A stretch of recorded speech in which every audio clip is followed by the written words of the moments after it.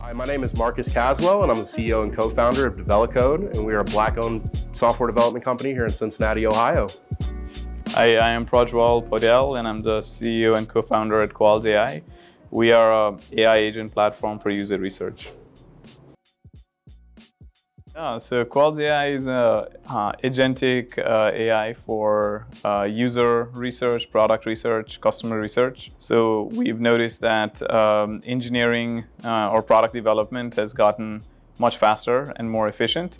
But are we building the right product, right? So lots and lots of product services ideas still fail.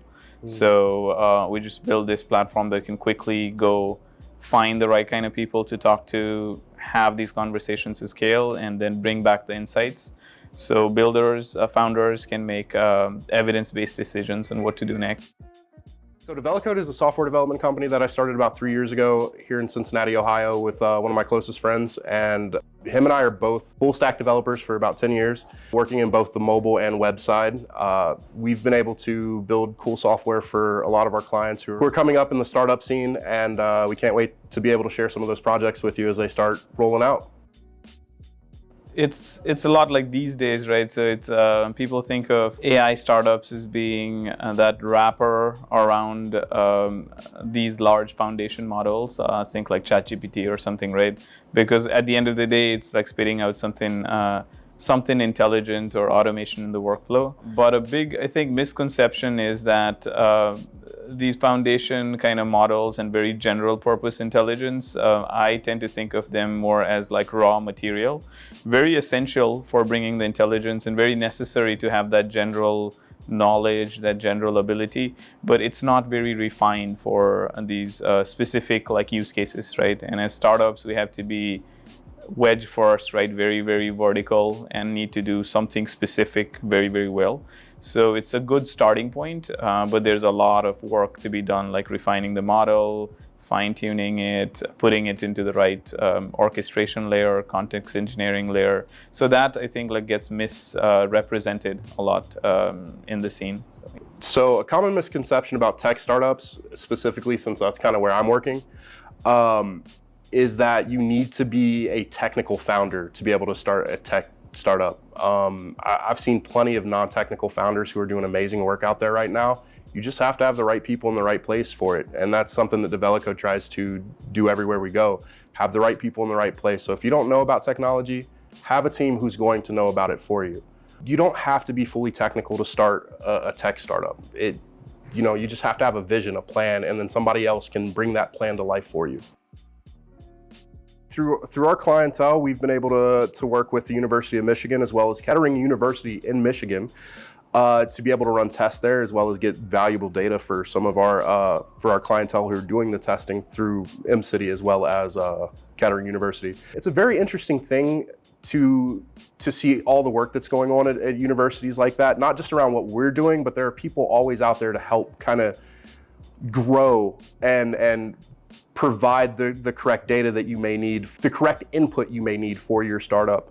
That was kind of new for us, and it's something that I definitely wish that we can do more in the future. So if any universities are looking to partner up, feel free to reach out to us. We'd love to help build out some of your software, and we're real good at it. Yeah, I mean, I have a little bit of a different kind of background. I came from academia. I spent way too long just in like the university setting. So that's naturally where I tend to lean towards, especially if there are some sort of challenges, like technical challenges or something that, don't have a cookie cutter type engineering solution, right? Mm-hmm. So been working with University of Cincinnati from almost like day one, right? So there are several professors there that are in my advisory board. Also work with Ohio State University, some professors there. We have some grants that we write together, especially for things that are not quote unquote like solved, right? Because we want to bring some of their technology from the universities to market. Mm-hmm. And we work with the state of Ohio to do that as well. We also want to co-build and just lead the field in a sense, because there's a whole lot of new things there. And universities are just a great microcosm of the general challenges out there, so they can work on the specific thing and then come back with like very interesting solutions. So we've been pleasantly surprised. It's interesting as somebody who doesn't come from really an academic background like myself, self-taught software developer. What would you say to somebody like me who's coming in from who's a technical person but does not have a background in academia to get connected with academia? What would you say would be the best way for somebody to do that? Yeah, I mean, I think you're doing exactly the right things, right, with like tech build-outs, because even in academia, one of the challenges, let's say like these labs or professors have, is that they have all these ideas and everything sort of lives in the permanent prototype phase, right? So they have all this like amazing code that and they write papers and they get like best paper award or something, right? But the code is like somewhere in a Jupyter notebook, like doing some amazing things, but it doesn't see the rest of the world, right? So the challenge there is really, they feel that challenge, right? If you can find some folks and you can kind of build it out for them. There's even like these grants available, like at the state level, like Ohio has this TVSF fund, and they need to bring those technologies out in the world, right? So if you approach them from that angle, I think they'll be like super excited. Actually, that's something that my team is dealing with at the moment with one of our clientele, that we're working to get that TVSF grant to work with the university that goes along with their MVP. So that, that's something that I'm finding very interesting, because I didn't know that was even an aspect of what could go on there. Right, so, right. Yeah, definitely. I mean, the professors and the lab, because they have so high of a turnaround turnover, like by design, right? You have like all these students coming in, they'll build something and they'll leave, right? And there's a little bit of handover, but the next, let's say, PhD guy that is training will take on something else, right? So there's a wealth of like IP there, and they would love to, I guess, license it out or monetize it somewhere, right? But they don't have the infrastructure built to do it usually. Absolutely, yeah.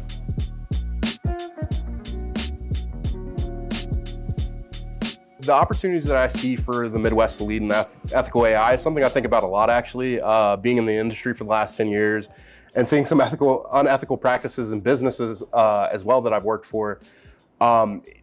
Being ethical in technology is something that's really important to me. So, there are a lot of tools that I've seen come out recently, especially within Cincinnati, the Midwest area, that will allow for developers to be able to run at a faster speed, but also have trustworthy code that's coming through. And I know that our team right now, specifically, we're working on building something to help solve those problems within AI as well. I think it also comes naturally, like you said, right? It's like super important to not have like responsible AI or ethics in technology as an afterthought. We want to have it from the very beginning. But if you think about the DNA of the Midwest and what sorts of companies and industries are here, right? You think like healthcare, aeronautics, manufacturing, right? You have maybe CPG with a high trust factor that is needed for these brands to have these repeated business with consumers. And for all of these, I feel like, the technology that is just like built that kind of works, but has some holes in terms of responsible AI or ethical use, right? It's not going to cut it, right? Yeah. It's not going to be deployed to a mission critical system unless somebody can take it and make it very mission driven towards that purpose, right? So in that sense, the coast is where all these like new ideas and stuff like that come up and get a little bit validated. But here in the Midwest is where it gets mature, so to speak, right? So I think that's the role we should play. Yeah. It's important for us to remember that, like, if you're not a technical founder, there are some things that you don't quite understand in the back end when it comes to security. So, we know that there's apps like TApp and other apps that have security issues within their code. That shouldn't stop anyone from building, even non-technical founders, from building prototypes. But I think it's important to keep that ethical, to keep your users safe, to keep your investors happy, because that's a big thing on both sides, is to make sure that everything is secure. Because if your users don't feel secure, if they feel like their security is threatened, they're going to sue. If you start losing money from that, your investors are going to have issues too. So it's important that we start with ethics first, like Prajwal said, so that we can continue to have a good product coming out that's going to keep our users safe. If something isn't safe, nobody's going to want to use it. Nobody's going to want to pay for it. Nobody's going to want to invest in it. So keep it safe, keep it ethical first. Right. Makes a lot of sense. So trust at the center. And what kinds of examples or like use cases that you've seen where people come in with a great mission statement to kind of keep trust, but it maybe goes sideways if you're trying to build like really fast, right? If you don't have that kind of partnership or in-house talent for that. So we've been lucky enough to have clientele who understand that we have a mission to keep people safe, to continue to provide to our security. So we haven't had anyone who's come in and said, "Hey, I want this," and we've had to outright tell them, "Hey, that's not safe. We cannot do that." We have had to talk to some customers along those lines, but nothing as something where, "Oh, this is really bad." So right. To give an example, giving examples are really hard on NDA contracts. We just try to steer our clientele towards what is ethical, what is proper, and then within our standard operating procedures, obviously we take care of every base thing that we need to for security for our clientele. Okay, So, that's built within our code stack, and it's something that's very important to both my partner and I, but specifically my partner who works in that kind of area and industry. So, yeah, good to have that assurance. Yep. Something I'm seeing in the Midwest that I'm not seeing in a lot of other places is just the sheer in the last 5 years, I would say, in the Midwest, we've definitely come into our own when it comes into technology. I know that there have been a lot of tech companies. I mean, I cut my teeth in the Midwest here in Cincinnati, Ohio. There are a lot of companies that are now starting up to move into the actual tech startup industry. I feel like before there weren't very many startups, but I do believe that right now Cincinnati is working towards being a big startup hub, and that's part of what we want to provide to, because that's just going to bring more money, more jobs into our area, which we need badly. So, yeah, for sure. I mean, there's a lot of same but kind of different, right? So we have the talent here, right? Yeah. Especially coming out of like all the universities that are here.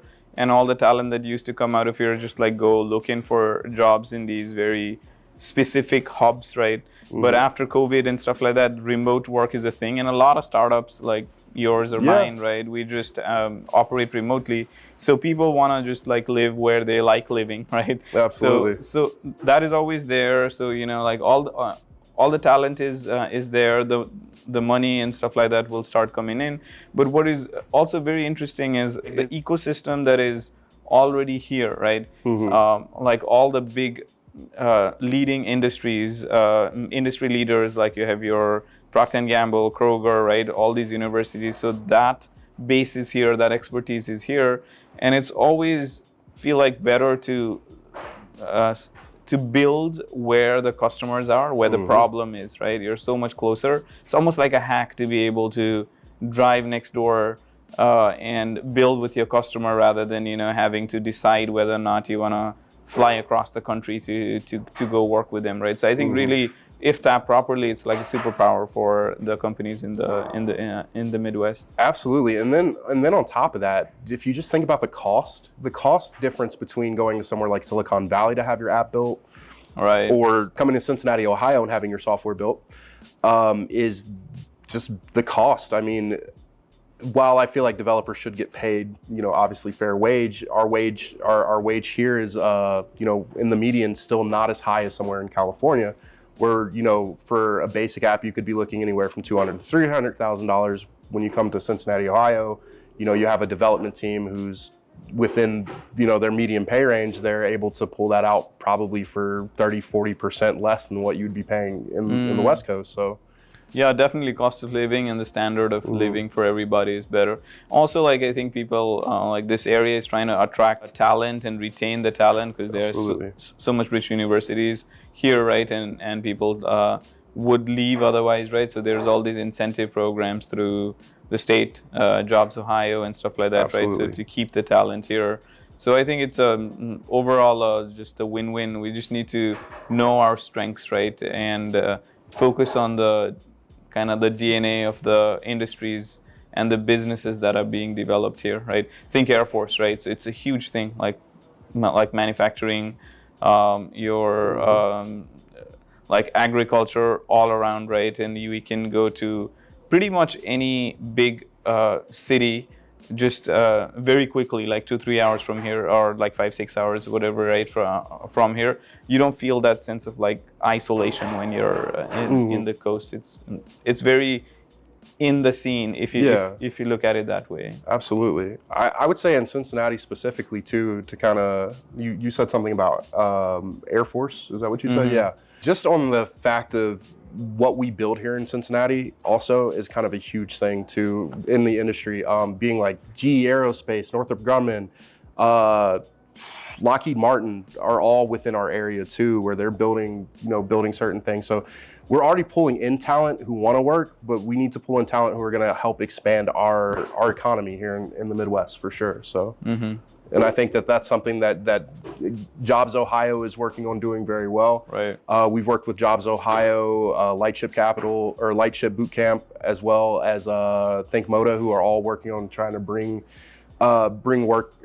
talent into Cincinnati, into the Midwest. So, and I think that they're doing a fantastic job at that. Yeah, for sure.